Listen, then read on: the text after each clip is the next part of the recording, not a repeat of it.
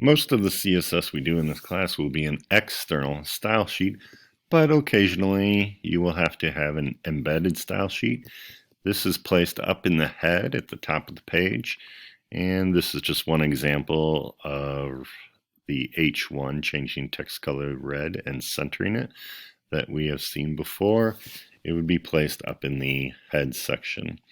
And then another style is the inline style. We've seen this a little bit so far. That's already been done for us.